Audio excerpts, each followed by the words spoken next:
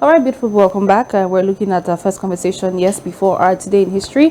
We're looking at the future of work, how technology is refining purpose and productivity. And our guest is Felix. Bisog is an HR leader and senior recruiter with over 6 years of experience across SMEs, startup, and global organizations. All right, Felix Bisong, welcome to Silver Bridge today. Thank you for having me. Nice to have you on the show. Of course, you've led multi-country HR operations and, of course, built scalable tech systems. Things are changing when it comes to how people redefine work when it comes to HR. But when they hear the future of work, it seems abstract. You know, in simple terms, what is actually changing? All right, hi. Thanks for having me here once again. What is changing? When you hear the future of work, you're hearing new things, right? New developments, things are happening. You're hearing new work mode. You're hearing new work experiences. You know, instead of focusing on majorly people obviously coming to the office like we typically would focused on maybe 10 years ago, we're focused a lot more right now on people experiences. We're not focused on okay, when you checked in, when you obviously clocked into work and everything. We're focused a lot more on your productivity and the outcomes, right? So when you hear the future of work, we are telling you, we're talking about how things have changed from full-time on-site roles, you know, to hybrid roles right now, to remote roles right now. We're talking a lot more around performance-based instead of obviously presence-based work, really, and outcome-based work. You know, that's like what the future of work really is right now. So, and if you hear the future of work, you're hearing a lot of Gen Zs also, you know, mostly millennials jumping into workforce right now, you know. A lot more of Gen Zs, by the way. And if you talk about the future of work too, you're talking about a lot more around, of course, innovations, you know. And if you talk about innovation, you can't talk about innovation without the Gen Zs, right? So, yes, that's pretty much what the future of work would eventually entail, yeah. So do you think organizations are actually ready for this new work reality right now? I mean, we have big organizations with staffs that have been there for close to 30 years. Yeah. And a fear of innovations and technology. So do you think they're actually ready for it? Well, I really can't say for sure, right? Because I mean, I like to speak with data, right? But if you look at from experience, I have organizations, right? The work I do, I have businesses, you know. Yes, some businesses have agreed to obviously let the business flow, you know, let it flow with what's happening with the current reality, right? A lot of businesses have allowed that. A lot more others haven't allowed that to happen. The reason they haven't allowed that to happen is because I think they have been beaten before. So for instance, 2020, everyone went home. Everybody went to work from home. Everybody went to, the company sends their employees home, you know, go work from home. And reports then, after that report came, employee productivity reduced, you know, there wasn't, because it was new to people, right? People didn't know exactly how to go about this, right? So they weren't able to achieve a lot of things, you know, in 2020, 2021, right? So they felt like, well, this is not working for us, so no, we shouldn't go this route anymore, right? And because of that thing that happened then, they have close their mind, you know, on around maybe the future of work or remote work or even hybrid work. They want their guys to be in the office. They want to see their people. They want to talk to their people. They want to see you. They want to have you clock in, you know. But yes, for the ones who have agreed to obviously go the full-fledged future of work or the full-fledged hybrid or remote roles, they're doing great. They are fantastic. They're doing fantastic. People are applying to work there. Right now, the future of work again is the Gen Zs, right? Or the Gen Zs, right? So a lot of Gen Zs don't want to work from the office.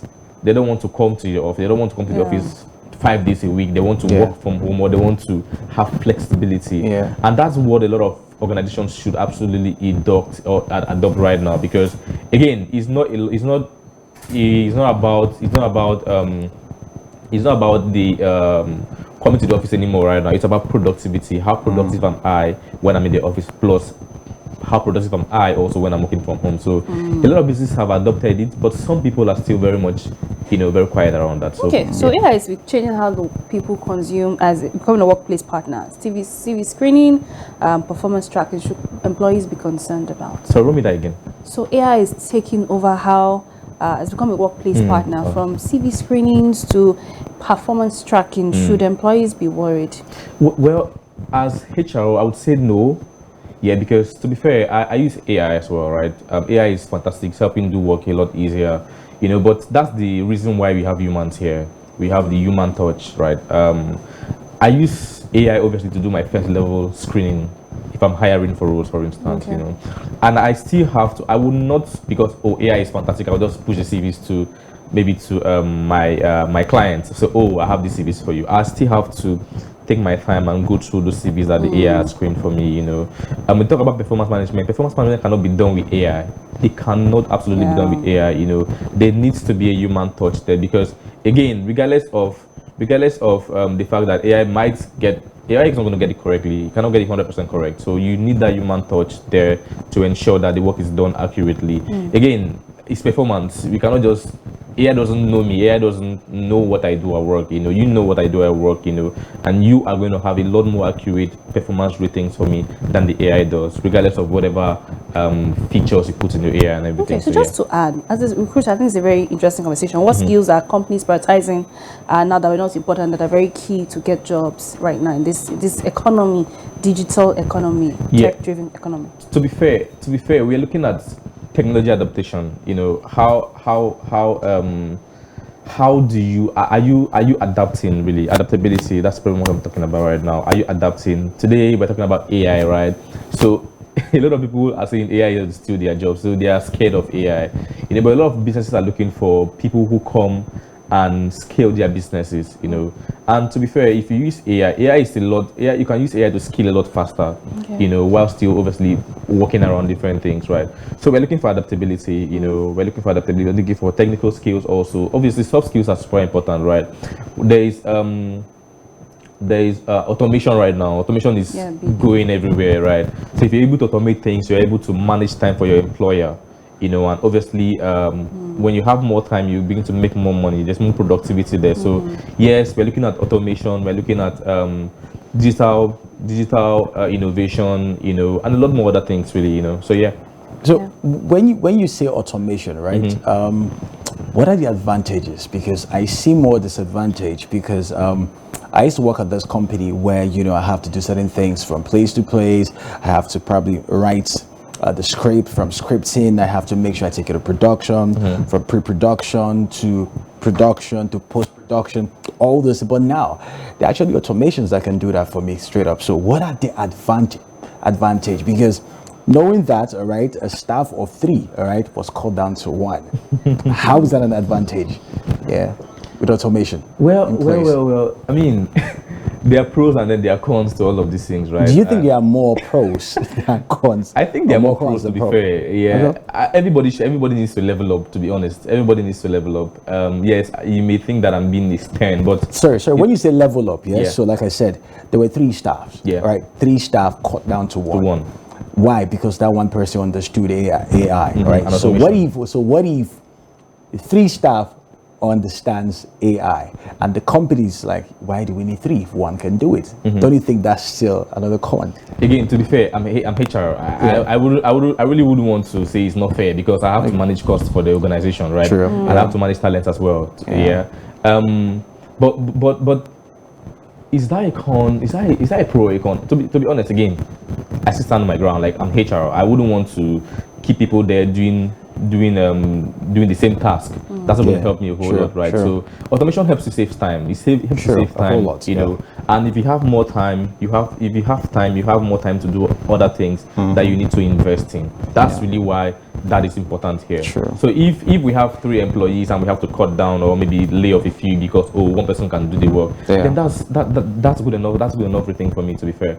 And I think that every other person you need to level up, you need to upskill. Go find, if you don't know what automation is right now, you need to go learn something about that, so that you will not be scared of AI coming to steal your job. Okay. Really, so how do companies build culture when their teams are hybrid or fully remote? That's a very tough question, because I've had a series of experiences around this, right? I've had to work with fully remote teams, fully on-site teams, and also hybrid teams as well, helping them build culture, what we do, really. And yeah, it's been a little difficult building, that great culture for fully remote teams. It's a lot easier with hybrid teams, than obviously the fully remote teams. But yes, as an experienced professional, you need to understand the you need to understand what you call now the dynamics of in all of these things, right? Humans are different. Human wants to be approached differently. Human wants to they want to discuss differently. You know, when you're able to understand all of these things, you'll be able to put. You need to understand your people as well. You know, you need to talk to your people, understand what they want, understand what they like. You know, particularly in the fully remote feature, right? Understand what they like. Understand what they do, you know, and manage their time for them. Okay, when you're able to do this, once you're able to do this, you'll be able to bring people closer to you, right? And when you bring people closer to you, it is easier to get buy-in from them. And when you get buy-in from them, it is easier for you to implement whatever culture, whatever policy you want to implement there in the organization. So I think that organizations should also understand the need for culture building, you know, because most people or many organizations have really ruled out HR from their plan. You know, people have done plans maybe from January now. They didn't carry HR along. You know, you need HR to help you build those businesses and those organizational structure alongside the culture from that early stage. You know, not when you build the team already and then you can't come build that structure or the culture there. All right, real quick. So, Gen Z. Let's talk about Gen Z. They call you the Gen Z HR. Yes. Why do they call you the Gen Z HR? Because I do things really differently than the regular HR so guys. you employ more of Gen Zs, right? Not really. We adopt a lot of innovations. Okay. You know, we adopt a lot of innovations. We adopt a lot of transformation. We do. Our approach to solving HR problem is different from what the older folks, you know, typically would have adopted. Yeah, so that's why we call us the Gen Z HR. Okay, so are Gen Z employers different, or they're just misunderstood? Because I feel like they have a huge sense of entitlement things, you know, and a very they say their mind, you know, they don't have time to cut corners. They just say it as it is. Yeah, I think that we are mostly misunderstood, to be fair. Yeah, mostly misunderstood, because again, you have people who are not maybe millennials and Gen Z working in an organization. Millennials we want the same thing. We want the business to grow. We want the team to grow. Let's say I'm a new employee coming to the business, right? I have an idea. I think that I've done this thing before. I've done it before, and it works greatly. You as a millennial, you already know. Okay, this is how we do it. This is how we do it here. You know, I'm coming with a new perspective. Okay, you have your own ideas, but I'm coming with a new perspective to help us save time. For instance, maybe I bring in automation and innovation around this. The millennial employee may not want to adopt this particular approach. It's not a force for you to adopt it, but at least try something. You know, in that case, the millennial employee doesn't allow this to happen. And then when the Gen Z reacts, for instance, when you say, and maybe the project doesn't succeed, okay, they blame the entire team. The Gen Z in this case wants to stand out and this approach would have worked particularly, but you did not adopt it. That's why it failed. So I would want to be on my own, and I'm obviously a team player, so I would want to obviously take the whole thing for the team. But when we go out there, when we're talking in the team, I'll let you know that yes, this is what I tried to bring in. This thing has worked before now. You did not allow it. That's why it failed. This project failed. So we are not particularly entitled. Maybe entitlement is like a bigger word for it, right? We just want things done right, and obviously we want to be seen as well. We want our work to be seen and also recognized and encouraged as well. So that's pretty much it. Yeah. Nice. So still talking about Gen Z? Yeah. What do Gen Z really want from employers? Because I've worked a lot of Gen Zs, and sometimes I think I understand them. Yes. And sometimes I'm like, no, this is not just working. What do they really want? Because today it seemed like, oh, they want to work from home. Yeah, emotions always just flying. And tomorrow it's like, no, they want to work at the office and get paid more than even you that was. What do they want from employers? Okay, so I've heard extreme cases of Gen Zs being what you just mentioned, right? That's extreme. That's an extreme case, by the way. There are a lot of people who understand what rural workforce really is. Unfortunately for most Gen Zs, the world came when the world is already going to fully remote, right? I'm an older Gen Z, by the way, so I experienced older Gen Z, younger Gen Z, not the same. Oh Lord. So I experienced working from the office. Okay. And to be fair, working from the office is the most exciting thing ever. You know, it helps you to build. It helps you build knowledge. It helps you to build understanding. Helps you to even build business And culture. You know, and culture as well, right? and helps you to build perspective to you know, people management, people interaction, and everything that working from home doesn't give you. It doesn't give you that idea. So again, like I said, it comes from these two angles. Some people have experienced, some people haven't experienced this. So those who have experienced working from the office, we know how to better manage those emotions, right? Those who just left school, for instance, and thrown into the workforce, you know, and are just what's the word now?